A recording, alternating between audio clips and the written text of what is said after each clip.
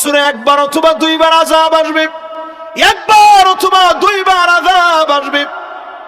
আল্লাহ পাক একবার দুইবার আযাব দিয়ে আপনাকে তাওবার দিকে ডাকবেন। আর রুজুউ মিন সিফাতিন মাযমুমাতিন ইলা সিফাতিন মাহমুদা, আপনাকে গুনাহ ছেড়ে আপনাকে আমলের দিকে মালিক ডাকতেছে। আপনি যদি তাওবা করে ফিরে আসেন, আল্লাহকে যদি স্মরণ করার মতো স্মরণ করেন, অবশ্যই যিনি আপনাকে মাফ করে দিবেন তিনি কে? এই কথা মুসলমান শুনে কেমনে? আরেক বেয়াকুব নাদান নালায়েক জানোয়ার, ওটার নাম আনোয়ার। ওটার ভিতরে কিচ্ছু নাই, ওটা পুরো একটা খোলস।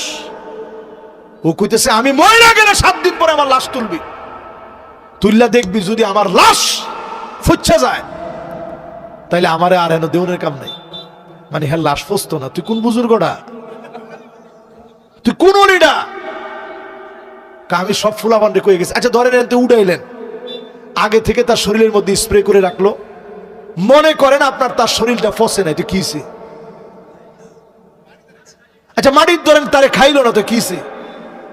আল্লাহ পরীক্ষা নেওয়ার লেগে ধরেন এখন আমি এই কথাগুলো কোয়ার সময় মরে গেলাম, আপনারা মনে করলেন সুবহানাল্লাহ, আসলে তো হেরা ঠিক, হুজুরি বেঠি, এলিগে তো হুজুরি মরে গেছে। আমি যদি এই কথা বলতে বলতে মরেও যাই, এই মুহূর্তে যদি আমি মারা যাই, এরপরেও এটা মনে করার সুযোগ নাই যে ওই বাউলের কথা সঠিক। বিশ্বাস করেন আল্লাহর নবী দুনিয়ার ভিতরে আসছে লিউকাসসিরাল মাযামির, একতারা দুতারা সেতারা ভেঙে টুকরা টুকরা করে দেওয়ার জন্য নবীজি দুনিয়া আসছে। কি নিয়ে আছেন আপনারা? এই সমস্ত সব বাউলদের যত ইনস্ট্রুমেন্ট আছে সব ভেঙে টুকরা টুকরা করে দেওয়ার জন্য নবীজি আসছে এই দুনিয়ায়। এদের কথার ভিতরে কোনো ঈমান নাই, কিচ্ছু নাই। এরা কি বলে কেউ জানে? এরা এক বাউল বলতেছে ভান্ডারি তোর রূপ দেখিয়া চন্দ্র সূর্য লজ্জা পায়, আবার লগে টুনটুনা টুনটুন। আরে খোদ খোদা মানুষে যে এসেছে যে এই ধরা। নাউজুবিল্লাহ তো কইলেন না? আল্লাহ বলে ভান্ডারির রূপ দিয়ে দুনিয়া তাইছে। এরপরে এগুলো ব্যাপারে কইলে মানুষকে কি লিয়ে কইলে হুজুরে? স্পষ্ট জেনে রাখেন আল্লাহর জাতে পাক সম্পর্কে এমন কথা যারা বলবে তারা স্পষ্ট কাফের, তাদের পক্ষে যারা নিবে তারাও কাফের হয়ে যাবে। ফরহাদ মাজহার সাহেব সহ যারা বাম বুদ্ধিজীবী আছেন সোজা হয়ে যান, সব বিষয়ে নাক গলাতে যান না। এই বিষয়ে যদি নাক গলাতে যান, বাংলাদেশের সমস্ত মুসলমান ঐক্যবদ্ধ হবে।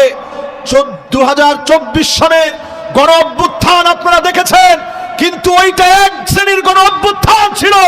নতুন করে যদি আবার সংকট তৈরি করেন, আরেকটা গণ অভ্যুত্থান হবে, ওইটা ইসলামী গণ অভ্যুত্থান হয়ে যাবে। এই জন্য এটা নিয়ে বাড়াবাড়ি করেন না। আবুল সরকারকে তার প্রাপ্য বুঝাইয়া দেন, ওই আনোয়ার নামের জানোয়ারটারেও প্রাপ্য বুঝাইয়া দেন। যতগুলা বাউলে আউল ফাউল কাজ করছে সবগুলারে ধরেন। কারণ একটা সময় ছিল যখন ওই রকম ক্যামেরা ট্যামেরা ছিল না, তখন আপনি একটা জায়গায় আসছেন, কিছু কথা বলছেন, এখান থেকে চলে গেছেন, শেষ। কিন্তু এখন এই যে দেখেন যারা তাকায় আছে, এটা চলে যাবে কোথায়? দূর দেশে। এই জায়গায় ছড়ায় গেলে যদি আপনি এই জায়গায় কথাটা বলতে পারেন, প্রতিবাদ এই জায়গা থেকে করতেই হবে, ঠিক কিনা কন? এই জন্য এখন আর আপনি যদি বলেন যে আমি তো আবুল মানুষ, আমি একটা কথা বলে ফেলছি, হুজুর এইভাবে ধরার তো কিছু না, আমি তো আবুল, আমার কথাটা যাতে হুজুরা না ধরে, না ধরতে হবে। আপনি কথা যেটা বলছেন এটার জন্য শুধু মাফ চাইলে হবে না, বরং এটা শাস্তিযোগ্য অন্যায় করে ফেলছেন, ঠিক কিনা কন? এই জন্য আজকে থেকে বোঝার চেষ্টা করেন। এই জন্য জমিনের ভিতরে আযাব আসতেছে। এরপরে নবী আলাইহিস সালাম বলেন শুরিবাতিল খামর 14 নম্বরে এই জমিনের ভিতরে আযাব এই জন্য আসে, অধিকাংশ মানুষ মাদকাসক্ত হয়ে যাবে, নানাভাবে মদ পান করবে, মানুষগুলা ধ্বংসের দিকে যাবে। এই ধ্বংসের দিকে যখন মানুষেরা যাবে, তখন মানুষকে আল্লাহ আযাব দিবে। শুরিবাতিল খামর, চতুর্দিকে মদ পান বেড়ে যাবে। আজ আপনি বাংলাদেশের দিকে তাকায় দেখেন, এদেশের রন্ধ্রে রন্ধ্রে অলিতে গলিতে মানুষ এখন মদ পান বাড়ায় দিয়েছে। শুধু মদ না, ফেন্সিডিল, হেরোইন, আফিম, মেরিজুয়ানা, ইয়াবা, এলএসডি, যত রকমের নেশাজাত দ্রব্যাদি আছে যা মানুষের মস্তিষ্কের উপরে বিভ্রাট তৈরি করে। আপনারা আমাদের সাথে আছেন? আমরা দেখেছি গাজীপুরের কালিয়াকোড়ের একটা যুবক ছেলে নেশা করতে করতে করতে করতে মায়ের এত কষ্ট দিয়ে ফেলছে। মা মানুষের বাড়িতে বাড়িতে গিয়ে দুমুঠো চাল এনে ওইটা দিয়ে সংসার চালাইতো। ওই চালানো সংসার, এই মানুষের চাল, দুমুঠো চাল দিয়ে একটা সংসার চলতো। 1 বছর বয়সী তার বাপ মারা গেছে। তার মা এই লম্বা সময় ধৈর্য ধরছে, সবর করছে, বিয়েটা পর্যন্ত বসে নাই সন্তানের দিকে তাকায়। এই সন্তানকে তিল তিল করে মানুষ করতে চেয়েছে। ছেলেটার নাম সজীব। মা সহ্য করতে না পেরে শেষে সে আত্মহত্যা করেছে। মা যখন আত্মহত্যা করছে তখন মায়ের লাশ দাফন করা হয়েছে, ময়না তদন্ত হয়েছে, মর্গে নিছে। রাত্রিবেলায় কি যেন মনে হয়েছে ছেলের মনে। হঠাৎ এই ছেলে মায়ের লাশটা কবর থেকে উঠে আনস। মায়ের লাশটা কবর থেকে উঠে এনে এই ছেলে এখন মাকে কবর থেকে উঠে এনে লেপ তুষক কম্বল দিয়ে ঘরের মধ্যে মাকে রেখে দিস। কবর থেকে একা গিয়া উঠায়। সন্তানের এখনো কর্মকাণ্ড। পরের দিন যখন সকাল হয়েছে লোকেরা দেখতেছে কবরের মধ্যে লাশ নাই। সবাই চলে আসছে যে কিরে লাশ কোথায়।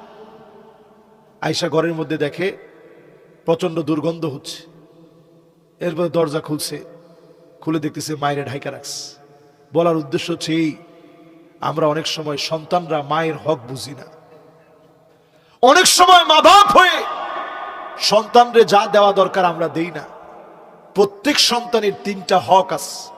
বলেন কয়টা?